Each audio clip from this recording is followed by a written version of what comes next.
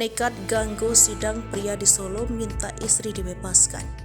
Aparat sidang mulai dari hakim hingga pengacara kaget akan tingkah seorang pria muda berinisial IPN 22 tahun.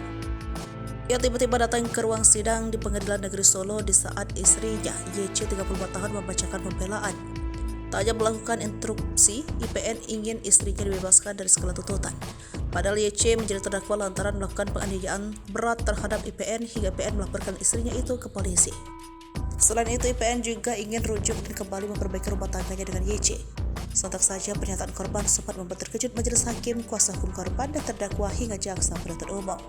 Di sidang sebelumnya, korban sempat mengaku trauma jika bertemu dengan pelaku. Kuasa hukum YC Asri Purwanti mengatakan dia tidak menyangka akan perbuatan IPC. Terlebih momen itu terjadi saat terdakwa sedang menyampaikan pembelaan di hadapan majelis hakim. Meski sempat dibikin kaget, Asri juga berterima kasih karena menurutnya mereka berdua masih berstatus suami istri. Menurut Asri, korban sempat menyampaikan sejumlah poin pertimbangan di hadapan majelis hakim yang salah satunya ingin kembali rujuk dengan sang istri. Menurutnya, keinginan korban itu bisa meringankan hukuman bagi terdakwa. Bahkan korban sempat meminta majelis hakim membebaskan terdakwa hari itu juga.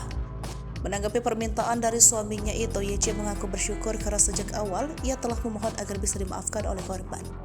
Selain itu, ia juga ingin memperbaiki hubungan rumah tangganya. Mendengar sang suami masih membuka pintu maaf untuknya, YC juga berjanji akan merawat sang suami seumur hidup. Pada sidang yang digelar pada Senin 14 Agustus 2023, korban sempat meminta ganti rugi kepada terdakwa sebanyak 500 juta. Awalnya ia menyebut meminta restitusi ganti rugi sebanyak 50 juta. Dan jika IPN menjalani pengobatan di luar negeri, maka ganti rugi ditambah menjadi 500 juta.